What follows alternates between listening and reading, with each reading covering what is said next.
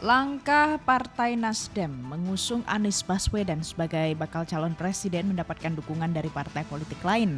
Ketua Umum Partai Nasdem, Surya Paloh, berharap figur bakal capres Anies Baswedan akan menyatukan partai-partai politik untuk berkoalisi di pemilu 2024. Nah, MG Listeners, selanjutnya akan kita bahas hal ini dengan Direktur Eksekutif LSI, ada Mas Jayadi Hanan. Mas Jayadi, selamat pagi, salam sehat. Selamat pagi, Valen. Nah, Mas Jayadi, ini kan sudah ditetapkan baca pres dari Partai Nasdem adalah Anies Baswedan. Kalau menurut Mas Jayadi, dari pada saat penetapan ke beberapa hari atau beberapa jangka pendek waktu setelahnya, apa dampak yang akan terjadi kira-kira? Belum akan terlalu terlihat ya, tapi yang pasti sudah ada sepertiga kejelasan kan Nasdem perlu 2 partai lagi untuk mengajukan Anies. Kemungkinan besar itu kalau nggak ada halangan kan sama PKS dan Demokrat gitu. Tapi itu kan masih perlu proses.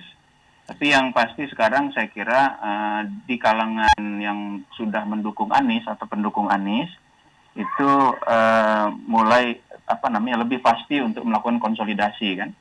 Karena sudah ada partai yang akan membawa Anies untuk menjadi pencalonan. Yang kedua, para pemilih Nasdem yang mulai mulai memilih Anies, itu juga bisa mulai terkonsolidasi. Tapi ada minusnya ya. Minusnya adalah dugaan saya ada juga yang kecewa dari pemilih Nasdem soal pencalonan Anies, karena pemilih Nasdem ada yang memilih Nasdem antara lain karena tidak cocok dengan gaya politik Anies yang dianggap melakukan politik identitas pada tahun 2017-2016 lalu. Tapi seberapa banyak itu, yang masuk yang dibawa Anies sebagai pemilih untuk Nasdem, apakah lebih banyak dibanding yang keluar, itu nanti akan kita lihat. Tapi kalau kita lihat kecenderungan dari data, sampai dengan Juli-Agustus 2022 terlihat bahwa pemilih Nasdem yang ke Anies itu cenderung meningkat gitu. Saya lihat ada sekitar 40% dari pemilih Nasdem itu sudah lebih cocok dengan Anies pada saat ini. Itu satu ya. Yang kedua, dengan ditetapkannya Anies oleh Nasdem, itu berarti asosiasi pemilih atau hubungan antara Nasdem dan Anies itu sebagai calon presiden itu menjadi lebih kuat sekarang. Nah, itu akan memberikan peluang bagi Nasdem kalau Anies betul-betul dicalonkan sebagai capres dan elektabilitasnya tetap tinggi, maka itu peluang bagi Nasdem untuk memperoleh dampak positif secara elektoral. Artinya mungkin peningkatan suara atau konsolidasi suara untuk Nasdem. Kira-kira gitu. Tetapi secara real kita harus lihat ke depan. Kan masih baru ini. Masih baru banget. Mas Jayadi, kemarin Surya Paloh juga mengatakan mungkin setelah ini akan banyak fitnah dan pengkhianatan, tapi harus dihadapi dengan strategi. Gimana kita menafsirkan pernyataan yang disampaikan Surya Paloh ini? Agak kecil suaranya, Mbak. Ya, gimana? Nah, sekarang sudah dengar Mas Jayadi? Ya, agak bagus. Oke.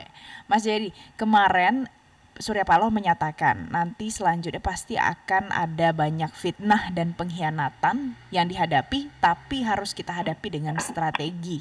Kata Pak Surya seperti itu. Bagaimana kita menafsirkan pernyataan yang disampaikan Surya Paloh ini?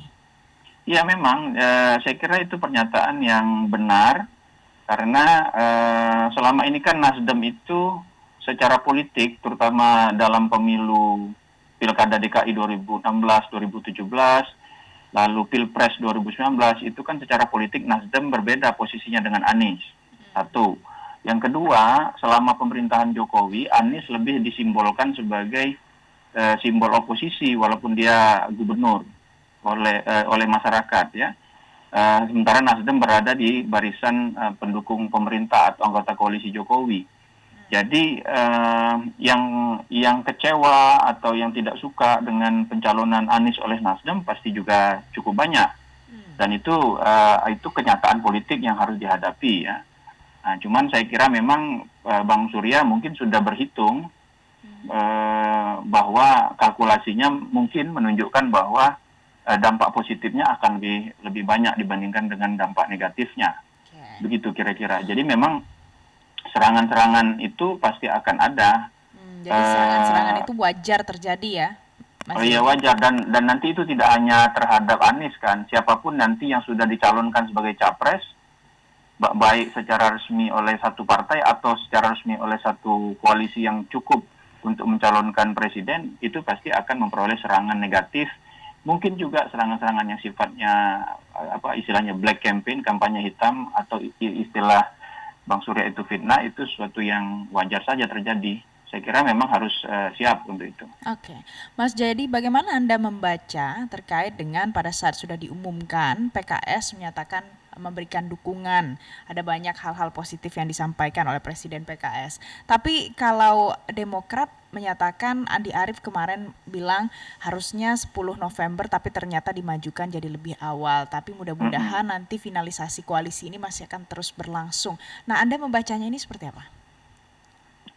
Memang kan tiga partai ini sebetulnya sudah punya kesepahaman sebetulnya ya, yaitu kesepahaman soal calon presiden. Tiga partai ini baik di tingkat elit maupun di tingkat akar rumputnya atau di tingkat pemilihnya itu kan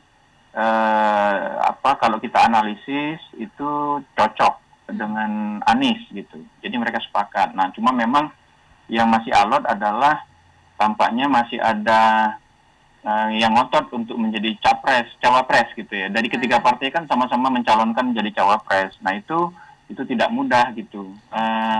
Masing-masing partai mencoba untuk menggunakan posisi tawarnya masing-masing gitu. Demokrat itu misalnya, saya kira punya keinginan yang mungkin ya, tampaknya Demokrat punya keinginan yang paling kuat untuk menyodorkan diri menyodorkan AHY sebagai cawapres ya, karena beberapa alasan. Pertama, AHY adalah ketua umum Partai Demokrat. Yang kedua, elektabilitasnya sebagai cawapres cukup kompetitif di berbagai riset opini publik atau perilaku memilih. Yang ketiga, Demokrat ingin memastikan agar kalau dia masuk bergabung dalam koalisi Nasdem, PKS, dan Demokrat itu ada dampak positif ya, yang kita sebut dengan efek ekor jas itu terhadap perolehan suara Demokrat gitu nantinya. Nah, jadi perhitungan-perhitungan seperti itu yang harus diperhatikan. Kalau PKS memang asosiasinya dengan Anies kan sudah lama. PKS itu. Jadi dan itu dibuktikan misalnya dengan persentase pemilih PKS yang menyatakan akan memilih Anies sebagai capres itu sekarang sudah di angka 75-80%. Jadi kalau kita melihat angka rumput, memang PKS tidak punya pilihan yang lebih baik kecuali mencalonkan Anies. Itu berarti juga efek positif pencalonan Anies kemungkinan akan cukup besar untuk PKS, walaupun PKS misalnya tidak mencalonkan cawapres. Demikian juga dengan Nasdem, ya. Dengan Nasdem mendahulukan pencapresan Anies, maka dan Anies punya hubungan sejarah juga dengan Nasdem. Itu asosiasi positif antara Anies dengan Nasdem itu akan lebih kuat, sehingga efek positif dari pencalonan Anies itu akan cukup besar juga kepada Nasdem. Kalau Demokrat kan beda. Asosiasi Anies dengan Demokrat, walaupun Anies pernah ikut konvensi Demokrat, tapi itu kan udah lama, itu tahun 2014. Sehingga Demokrat memerlukan jembatan untuk memperoleh dampak positif dari pencalonan Anies nanti, dan jembatan itu adalah yang terbaik adalah mencalonkan wakil presiden, yaitu ketua umumnya. Jadi itu saya kira salah satu pertimbangan Demokrat ya, agar pencalonan Anies itu memberikan dampak yang sama kuat kepada semua partai pendukung koalisi gitu. Termasuk Demokrat gitu ya. Mas Jayadi, dari 3 nama hasil Rakernas ternyata Anies yang dipilih, kemudian Pak Surya juga menyebut why not the best. Kalau dari penilaian Anda, mengapa Anies yang terbaik menurut Pak Surya dan menurut Nasdem? Ya, the best itu kan banyak banyak definisinya. The best itu bukan hanya soal kompetensi, tapi juga soal kemungkinan-kemungkinan secara politik kan gitu. Kalau kompetensi Ganjar sama Anies mungkin tidak berbeda jauh, sama-sama gubernur, ya, punya pengalaman pemerintahan dan sebagainya. Demikian juga dengan Andika Perkasa, dia Panglima TNI, ya, kompetensi leadershipnya juga punya gitu. Artinya ketiganya punya kompetensi. Tetapi kan ada pertama, kalau Ganjar itu kan lebih rumit bagi Nasdem untuk mencalonkan Ganjar. Ya, karena Ganjar milik PDIP. Yang kedua juga kalau melalui PDIP belum tentu juga Nasdem bisa berkoalisi dengan PDIP, masih panjang jaraknya. Yang kedua, kalau Andika misalnya, Andika pertama masih Panglima TNI. Yang kedua, Andika juga elektabilitasnya tidak setinggi Anies atau Ganjar gitu. Jadi lalu kalau kita lihat tadi ya, aspirasi di tingkat elit Nasdem dan di tingkat akar rumputnya, tampaknya perkembangannya lebih mengarah ke Anies. Okay. Maka atas dasar itu saya kira yang dimaksud the best oleh Bang Surya itu, ketika memilih Anies sebagai kandidat yang dicalonkan. Oke, jadi banyak faktornya, tapi intinya adalah Anies yang setelah dipilih dan dinyatakan the best oleh Surya Paloh gitu ya Mas ya. Mas Jayadi, kalau kita lihat data terakhir dari elektabilitas parpol ini kan Nasdem ini masih 5,1%. Ini terakhir dari CSIS 5,1% di bawah Demokrat dan juga PKS. Kalau setelah pengumuman dilakukan oleh Ketum Nasdem, bisa jadi tidak elektabilitas ini jadi tergerek naik ke atas?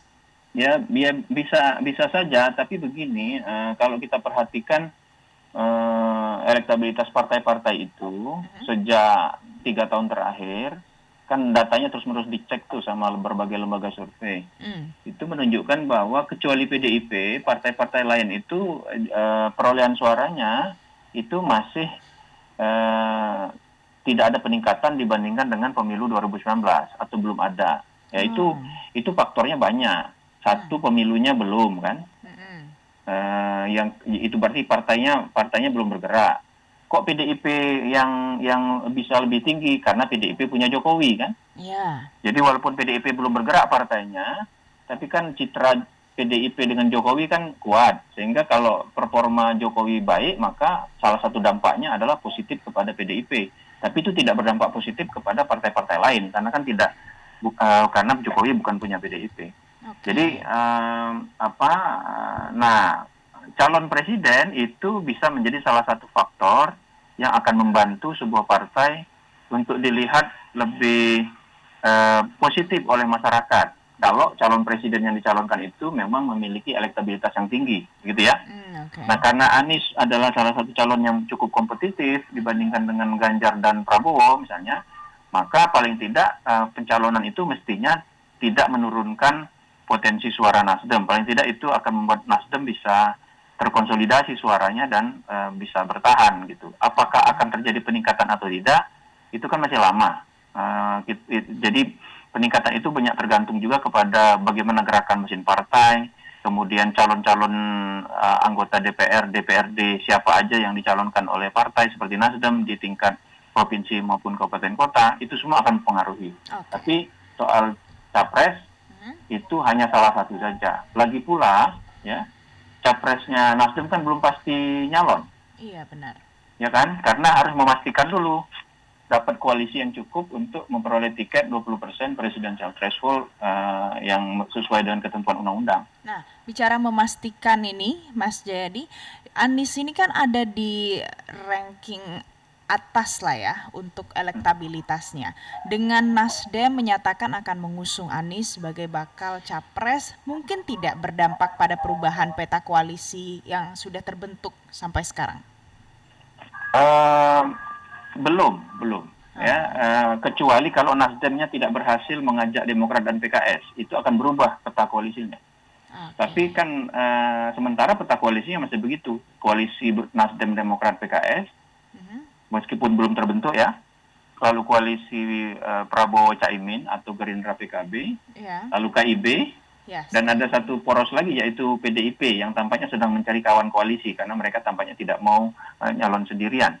Menurut saya kan calon yang diumumkan baru dua, baru ada Pak Prabowo lalu ada Anies. Hmm. Nah itu jadi Anies pun anggota koalisinya kan belum pasti juga. Mm-mm. Jadi menurut saya itu belum akan membuat peta koalisi makin lebih